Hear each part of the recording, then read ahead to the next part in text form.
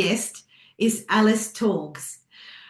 Recognised as a human design expert by Australia's #1 health and wellbeing platform, Body and Soul, her mission extends beyond the entrepreneurial sphere. She is dedicated to unlocking the full potential of individuals, enabling them to live and work in full energetic alignment. With a passion for both business and personal growth, Alice is committed to guiding others in aligning their ventures and their life with their unique essence. Alice, welcome. Thank you for joining me on the show today. Thank you so much for having me. Absolute honor. So, Alice, how did you first discover human design, and what was your personal experience when you started applying it to your own life? How much time have we got? I'm going to try and make this really short. Basically, as you might know, when I first quit corporate and I started my own venture, I wanted to get into retreats because one of the things that I found was people at our level in the corporate world really needed to have some time and some space to come out of that world and just kind of regroup, connect to themselves, and get a little bit more clarity around what it is that they want for their future life. Now, the redundancy that I received came during COVID. And so obviously trying to build a retreats business when the world is on pause and so is travel wasn't the cleverest idea on the planet, but it got me going into the right direction. And once I had to cancel yet another retreat, I went and had a little cry and I said to the universe, well, universe, if you're closing this door, I know there is something else for me. I'm now ready to receive. Can you please show me what that is? And so I went on this little scroll through Instagram, as we do when we're, upset and don't know what to do with our time. And there came human design. And I had seen it before. It didn't attract my attention too much back then. But at that point in time, I was like, there is something about this that I need to know. And now is the time. And so I went into this rabbit hole and probably didn't come out for another couple of weeks and put together a PowerPoint presentation on what it meant to be me. And then obviously I started applying a couple of those things that I had learned about myself. And it was just a profound experience where it was like somebody held up a mirror and said, this is you. And now you can let go of everything that you have been doubting about yourself or that you have in your belief system that people have told you about yourself. Let all of that go because this is you, and step into that. And so that's really been the process over the last 4 years. And that's also another work that I obviously share with my clients. Yes, and I just love that so much because you were in a challenging situation, you transformed it into an opportunity and one that has not only transformed your life on a personal level, but your professional life as well. Mm. And I found that too when I deep dived into my human design. It turned my whole world around, especially Mm. because I'm a projector and we're even more rare and operate completely differently from everyone else. It is the deconditioning part of it I found really challenging. Did you find that part hard? It is very hard. And they say that when you start your human design experience to completing that first wave of deconditioning, it takes 7 years. Great. I know. I'm like 4 years in, so I still got a little bit to go. But every time I unlock another feature or I incorporate another aspect, there is that new wave of breakthrough that is then coming through and that new sense of, no, I'm stepping into that next version of myself. Because as you and I know, regardless of whether you are in a corporate world or whether you run your own business, the version that we aspire to become or the position that we aspire to get into you can only unlock that once you have done a certain amount of work. Because if you were that person already, you had that position or you had that business. So there is more to let go of, more of the conditioning, more of the belief, especially the limiting ones, so that you can then unlock that next level. And I feel like I have just completed another unlocking over the last couple of days because I've set this really clear intention about 2025, where I said, okay, well, I'm really now boldly stepping into who I'm meant to be and the business that I'm meant to have. And yeah, obviously, a whole lot of challenges started to come up, and it was like, all right, first you need to conquer these, and then you can up level to that next level in the game of life. Yes, and that's such a excellent way to use your human design and the strengths within your human design profile as well. And I love that you're using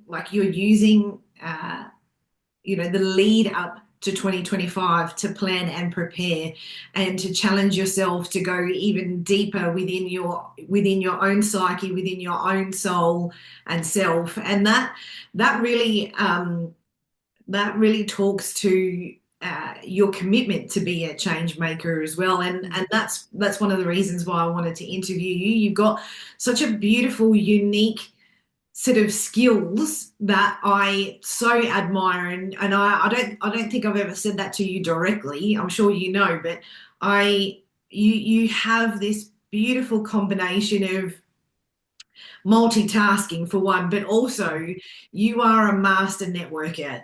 And that is something that I really wanted us to deep dive a bit further into today. So, with your human design and your amazing community building skills, how have you approached that to build more connections?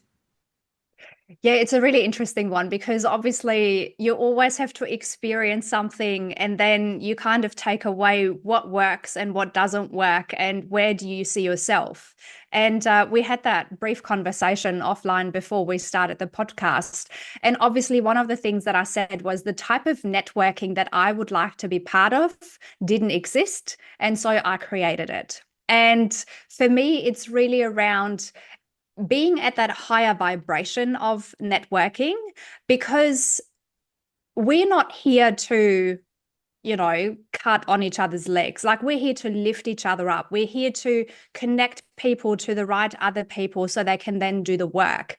And so for me, it's all about information sharing and sharing information openly through panel discussions, inviting experts in their field that have already reached a certain state, inviting them to share their experience and their story in a way that doesn't sugarcoat some of the challenges that they have experienced. Because the one thing that I'm very sick and tired of is just this, social media stuff where everyone's like, oh, you can create seven-figure businesses lying next to the pool, or I'm giving you this strategy and that strategy will get you to whatever level, but nobody sees all the stuff that goes on behind the scenes that need to happen simultaneously. Because if your nervous system doesn't catch up with where you're wanting to go, then you just end up self-sabotaging. Slightly off track here. So yeah, so really the type of network that I want to be part of didn't exist. I created it. I invited some of the people that obviously are part of my various networks. And I've got some big plans for the future when it comes to networking and how to do that. And you obviously gave me some great ideas around that as well.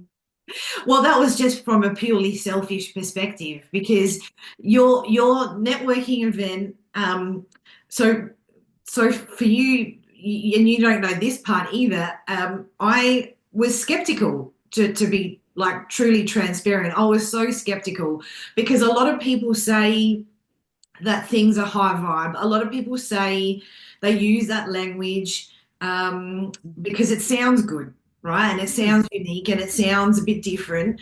But when you experience it, that's not what it is. And I've spent the good part of, it's been more than 15 years now in that space.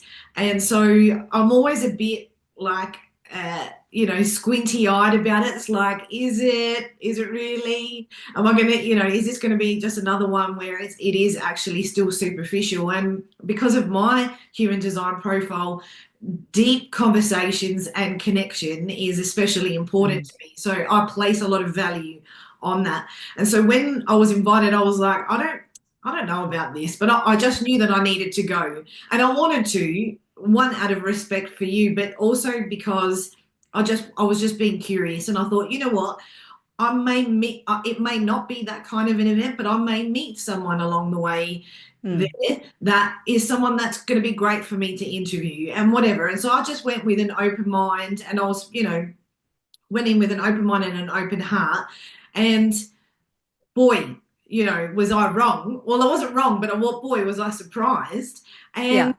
at the end, I felt so moved by that experience because it was gentle and it was open, and no one was selling at me, and no one had an agenda. Everyone was just cute, like curious about each other, and just genuinely wanted to know who you are, like, who each other were, and um, how we were making a difference in the world as well, and what our Mm. viewpoint was about things. And it was just lovely, and I was so excited. At the end, I asked you to not only create more of this, but even to create one for singles as well. And so Yeah, I'm so exactly. glad. I'm so glad that I've been able to, like, you've been open to some of my feedback about that and what I feel like is still missing in Mm. um, in the world and in the community, and in South Australia in particular, and where your beautiful skills can come together to facilitate all of that, which is so cool. Yeah. I mean, what was also really special about this particular lunch that you've attended, because I think this was the third or the fourth. And so originally we said this is a women's only event. But I believe that we're now at the time when we start need to bringing in those change makers, those males that are ready to kind of come together and do the dance with the feminine and the masculine a little bit differently to what we have experienced in the past. And so obviously there is no better to bring along to that journey than my partner, Stephen, which you had on the podcast as well. And that to me was incredibly special. So to actually bring in the male energies and the male influence just took this event to a very different level. And we have to work out in the future, where do we just do women only? Because there is still that safe space that women are craving where they can be their authentic selves. And then, every now and then we bring the men in as well. And where this was great was because obviously Stephen and I, we're both life partners these days. Obviously, we had other experiences in the past lives, and we have come together only 3 years ago. And we're also building businesses together, and we're building a charitable foundation together. And so I really wanted people to see that it is possible, even after you've had a divorce or you had a failed, well, not that really that they're failed relationships, but a relationship that has ended, that you can manifest somebody that is just the perfect extension of you. And when the two of you come together, absolute magic can happen. And it doesn't mean that every couple needs to, do life and business together, but that's the dream that I had for myself. And obviously that's also the dream that Stephen had. And these days we get to travel the world together. We get to make an impact together. And we are each other's biggest cheerleaders and supporters. And that's a really beautiful thing to also share with the world and just be vulnerable enough to say, this is our past, this is where we have come from, but look how magical it can be on the other side. Absolutely. And you are a beautiful couple, and a inspiration for the single people out there, definitely. And there were a lot of things that the two of you were sharing, and what you communicated about how you called each other in, and it was a good reminder to see what is possible. And Mm. the friend that I was sitting next to, we were talking afterwards about how it was an opportunity for us to see, that it does exist. A relationship like that it does exist in real with people that we know. It's not like people we're seeing on social media and we don't really know what's going on behind the scenes. This is a real life couple, and yeah, it was like really, it was really inspired, and that was just one of the many things about that networking event that I enjoyed. And so, with all the different human design types and the way Mm. individuals approach relationships, how do you find the different human design types connect at a networking event?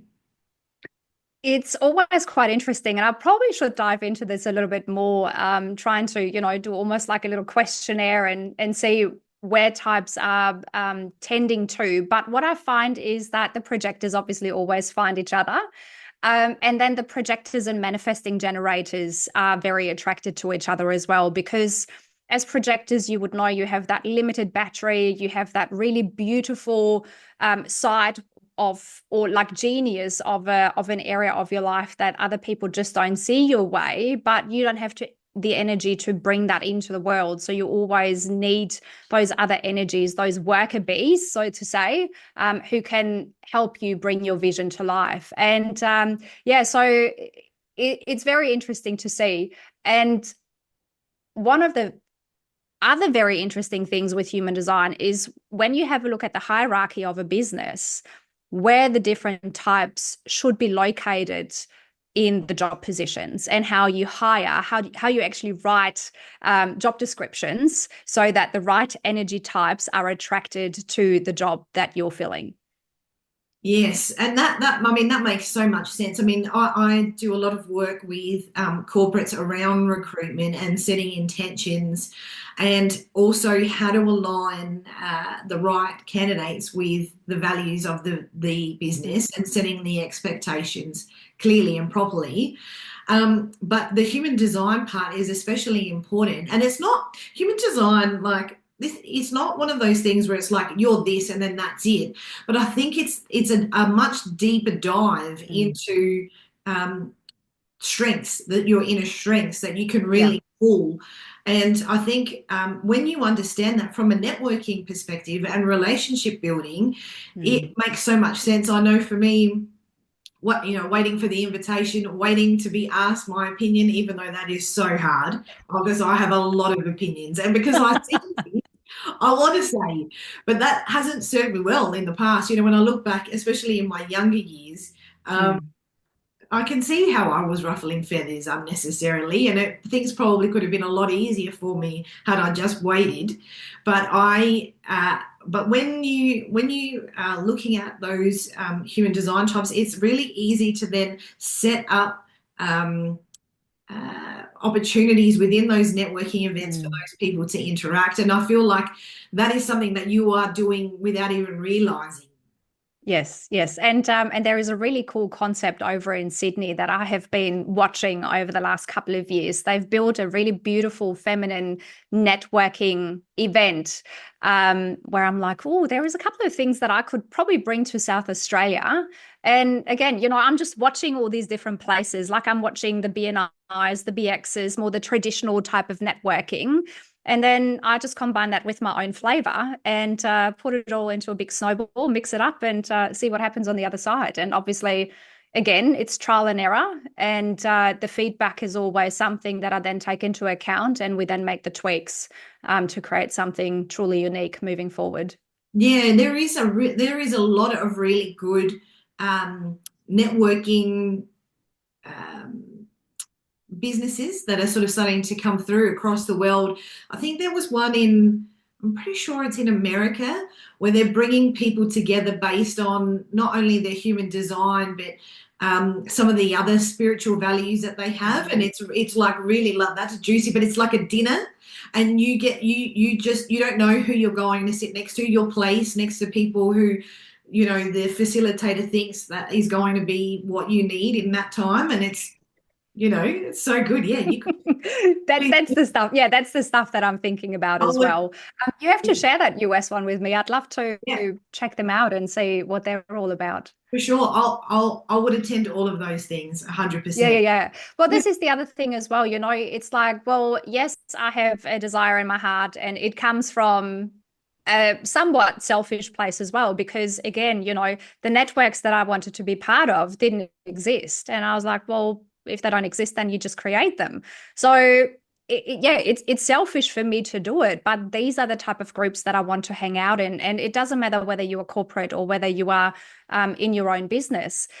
But when we bring together bright minds, we can solve so many problems, and we can be each other's cheerleaders, and we can do referrals in a way that are non-salesy. It's just like, okay, well, I had a dinner with that person the other day. We had a conversation. They said they need help in this particular area. Then you meet someone the next day and you think, oh, they're the perfect two people to connect. And that's what you do. And isn't that a great way of doing business? 100% it is. And I've been to a lot of different types of, the same as you, a lot of different types of networking events, and some of them leave you so drained, and Mm. others leave you feeling like you've had 70 coffees, which is what yours felt like. I was felt so high. It was so strange. And but I'm wondering, and I'm curious because obviously projectors have a bit more of a sensitivity around energy, but do you find that all of the human design types have uh, a a point where they start to feel drained when they're interacting at events and networking events? It always depends on a couple of things. So obviously, now we're diving a little bit deeper into human design. So obviously with human design, you need your time, place, and date of birth in order to generate a chart that shows your chakras. And so then in the chart for projectors, traditionally, they have a lot more open centers. And so when you have an open or a white center within the human design map, it means that you're receptive to other people's energies. And if you are an empath, which obviously can be the case in any type, in any energy type, you feel other people's stuff 10 times more they feel it themselves. Yeah. And so that's obviously the point where the draining comes in if you don't know how to protect yourself energetically, or if you are, a part-time hermit. There is a part-time hermit type profile in human design, and obviously those people need adequate time to just be by themselves, regenerate, recoup, and then go out into the world again. And so it's always about tuning back into your own inner wisdom, seeing what lights you up, and just following that path. So obviously, if only certain type of networking lights you up and fuels you and gives you energy, then be really, really selective around where you're going. If networking in general is your jam, then go wild, attend as many as you can, during the day, and kind of do that work that you're meant to be doing. But it all comes back to tuning back into your inner wisdom and saying, do I need to retrieve sometimes? Can I just be out in the world? Does that energize me, or does it de-energize me? And so human design for me and the work that I'm doing is really about the two cornerstones. Does it increase your battery and fuel it, or does it decrease your battery? And so then you need to start setting up the boundaries so that hopefully you've got an 80-20 split, 20% of the tasks and activities during the day. Some of them we can't just outsource and say we don't do them, but you're on that 80% of the time where you do something that really fuels and excites you. Yes, and I mean, I have been. It was only, I think maybe like 2 weeks ago.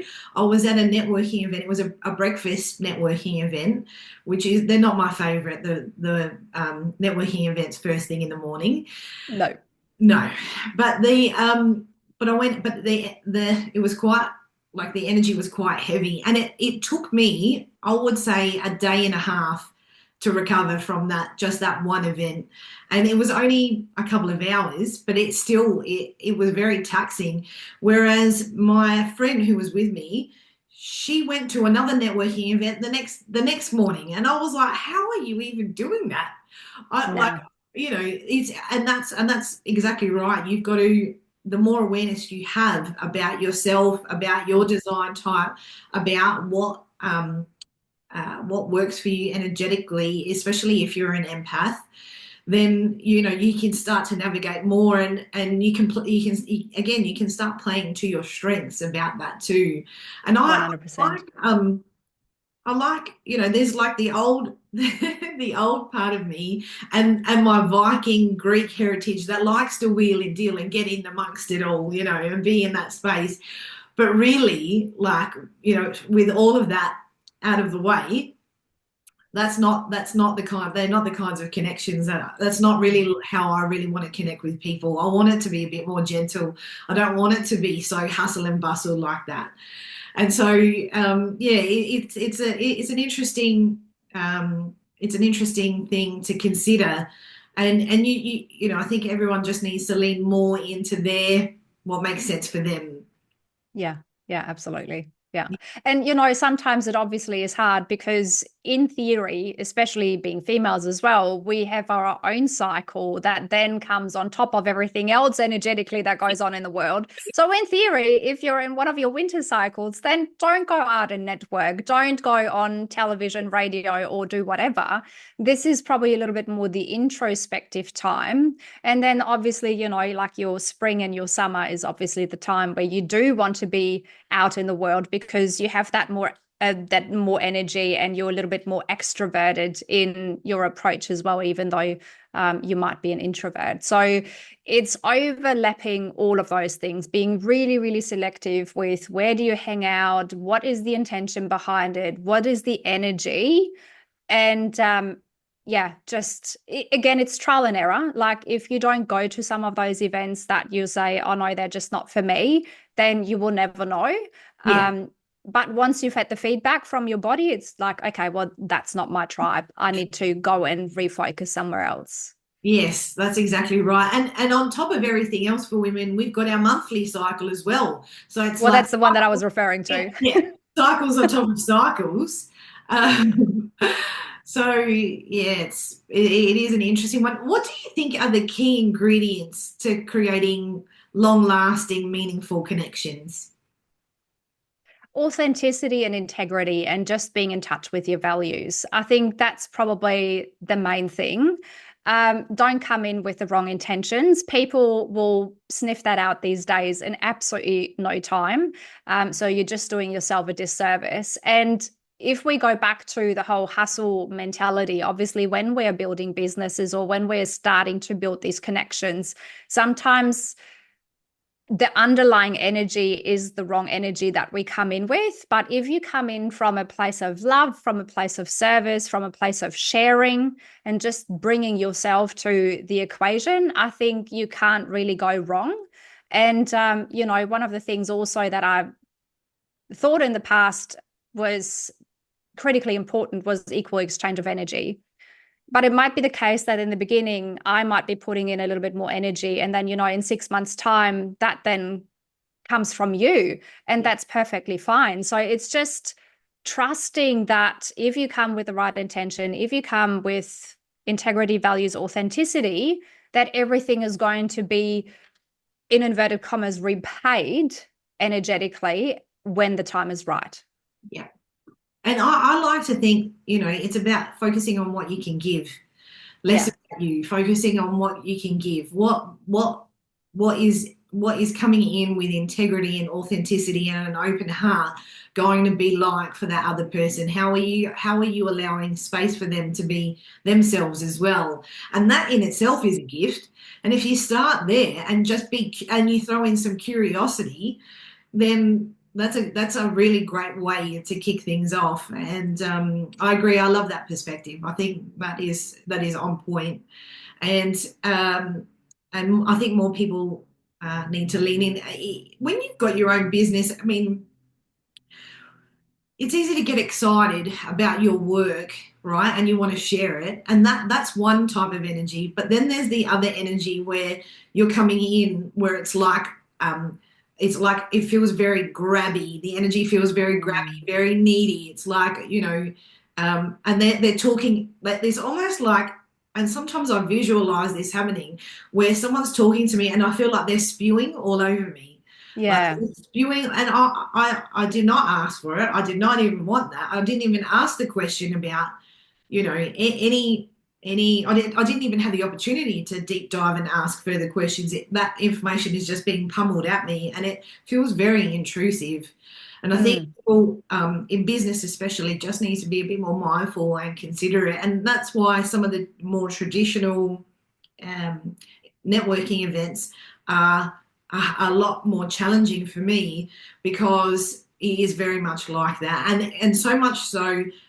There are some where you've got time frames where you have to communicate your demand and your request to other people, and there's a bell that goes off. You know, it's like That doesn't feel good.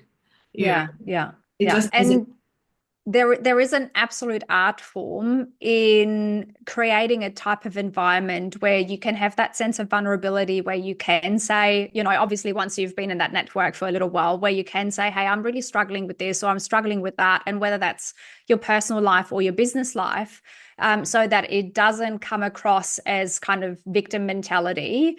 It doesn't come across as grabbing or needy. It's just like, okay, well, this is what I'm struggling with. Can you give me your perspective? Or is there anyone in the group that can help with tools or with contacts? It's a very different approach on how to use it. But I think it's always important to come in with the giving part first before you're then coming into with an expectation that you're then also receiving at the same time. Yes, but that approach that you were just describing requires vulnerability. And Mm. when you look at the world as a whole, how many people are willing to be vulnerable?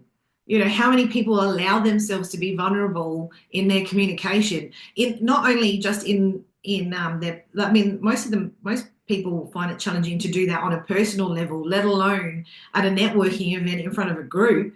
Yeah. You got to be brave to do that. But what a difference that would make if Oh, we were all 100%. if we were all approaching it that way.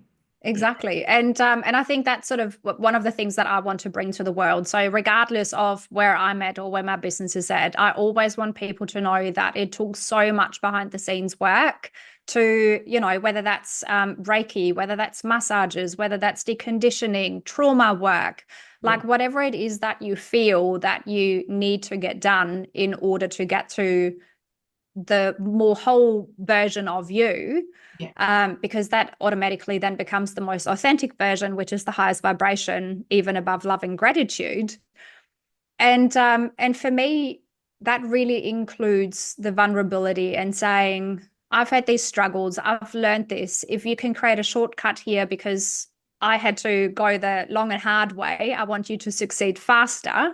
So take whatever you need from this story, apply it to yourself, put it through your own internal guidance system, and hopefully it will get you the results quicker than it got me. yeah, yeah. And that's that. I mean, that's the gift of change makers all over the world is we're leading by example. We're sharing our knowledge, we're sharing our wisdom, we're showing others what is possible, and um, and having the opportunity to share that wisdom with others feels sacred to me. Does it feel Mm. sacred to you when you have the opportunity to do that? Yeah, absolutely. And one of the big influences with that was Stephen. Stephen said to me, Alice, people don't want to have the polished version. People want to have the real, raw you with all the trials and tribulations that you have gone through. So as long as you go in everywhere with an open heart, it will automatically create change. And he said, don't underestimate a conversation with somebody else to say, I hear you, I feel you, this has happened to me as well. You're Yeah, not alone in this, yeah, because that in return helps so many other people get over that fear that we have and yeah, just try something different, try something new, because we're not sugarcoating that this is just all unicorns, roses, and butterflies. yeah.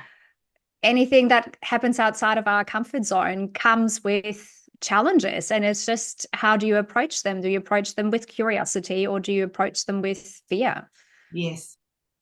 Absolutely. And I feel like our connection has grown stronger because of the not polished version. So Yes. my projector friend Stephen and I totally see that the same way. And it is easier to love and care for you when you're being like that. And I think if everyone lent in more to that as well, and we are starting to see quite a momentum, like there is momentum building. A lot of people are Mm. starting to soften in that way, and it's not showcasing and drawing people into the everyday drama or chaos or whatever is going on, but it is showing what is real, and Mm. it requires softening, and especially as females, I'm interested in your opinion about this. Did you find it challenging to soften more into the feminine with your work but also in your relationship as well? Yeah, yeah. And again, Stephen was one of the biggest teachers with that for me because oh gosh, so I had a corporate career for about 21 years. And obviously, some of the very senior female leaders that you have in those massive global organizations have so many masculine traits and so much masculine energy that this kind of becomes then the role model to say, well, if you aspire to get to that stage, you have to be pushy. It's all about return on investment, it's all about the numbers. It's not about the soft skills. And so then you put on this mask and you're like, okay, well, I need that in order to get that reward. Coming out of that environment and then hosting my first retreat and just realizing how I was holding the space for those women to immediately open up and soften. That was, yeah, as you say, sacred and was so beautiful. And I had to pinch myself because it literally happened within the first half an hour. And I didn't know any of those women from a bar of soap. I had obviously just set the intention and created the environment for that to happen. And every time I did that, that's the response that I got. And so I was like, okay, so nobody wants to see the pushy and shovey person and the hustle person. Everyone wants to see the soft person. And, Stephen always said, of course they do. What do they want with the pushy person? That's got no place in this world. You're too beautiful and your heart is too beautiful for that. Don't close that off. And yes, it has been a very long process because we're obviously always trying to guard our heart. We don't want to get hurt. I attended a beautiful retreat a couple of years ago with Stephen that is the Dare to Lead or Rising Strong Brené Brown retreats that happen here in South Australia. And again, it was just leaning into the work and just leaning into the vulnerability and the beauty that comes from leaning into that work. So I don't ever want to close off again. Every now and then, you revert back to your old version for about 10 minutes and it's like, oh no, that's not what I want. No. Walls come back down, soften. It might be hard, but we can get through this.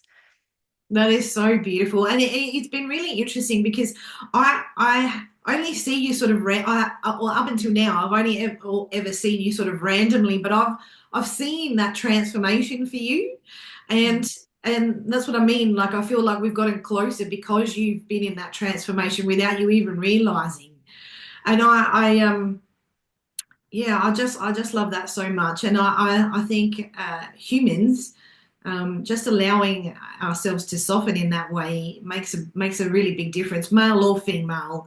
I think Oh that's yeah. especially important. And so, um, what do you what do you hope is the impact of your work? Like, where like what do you like truly wish for the work that you're creating? My biggest wish and my biggest dream is for people to be so happy in their own skin or content. Happy is a word that's a little bit overused, but so content in their own skin and knowing that who they were meant to be is absolutely stunning and beautiful and serves an important purpose of bringing the work into the world that we signed up for well before we came down to earth. Because yeah, so many of us have gotten so far away from who we are truly, and whether that's through upbringing, culture, or any other means. Yeah, for me, it's important to bring people back to their center, back to themselves, and get a little bit more courageous with the work that we're meant to be doing, and not shy away from stepping up and leaning in. Yes, and I love that. And I love when you email me to tell me something new that you're doing and I'm like, "Yes, and what about this? Have you thought about this?" And then you're like, "Oh no." And then you go away, you call it in, you pull in all of your wisdom and then you come back and I just think that is so cool. And I Yeah. I am so excited for you. There is like seriously so much magic in what you're creating and the path that you are following, not only with yourself but with in collaboration and with Stephen as well. And Yeah, it's a really exciting space, and I'm like thrilled that it is happening for me locally. Um, Mm. you could be anywhere in the world, but the fact that that's like something that I can participate in as well is Yeah. Well, very, this is the other thing. I really want to bring people along on this journey that I think are the change makers, regardless of which modality they use or which position they're in, because we can obviously heal the world a lot faster and raise the vibration of the world faster if we step into who we are meant to be and not shy away from that yeah. because of self-limiting beliefs or because of, money stories that we have attached to ourselves back in the days. And yeah, so I've got some big plans around that. There is a big collective plan that I'm working on alongside the individual plan. Because for me, it's all about bringing people along on the journey, having heaps of fun. And if it means that, through the connection that we share and through the networking that we do, that we get to fly to a retreat together to Europe or somewhere else in the world at some stage and then bring that back to South Australia. I mean, that would just light me up so much because it just ticks all the boxes that I love. I love teaching, I love sharing, I love traveling, I love adventures. And yeah, so why not combine it all into a job? I mean, this is really not a job. This is the biggest passion that has ever existed for me. And I'm pinching myself that I can call this a job. But yeah, I would love to bring more people along, unlock whatever it is that they're here, that they're meant to be doing, and then either take that back into the corporate world or do that through the community or through their own businesses. Yes.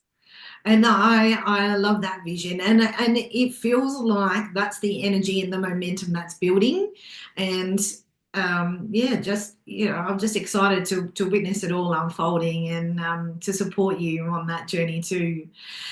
Alice, how can the audience best connect with you? Yeah, so best is to connect with me through either my socials or my website. So it's Empowered by Alice. If you're curious now about this whole human design thing, then please head to my website, empoweredbyalice.com. You will find a link where you can run your human design profile. Again, you just need your time, place, and date of birth. And what comes out is a map that I can then decode for you. So you don't have to go away and try and do it all for yourself.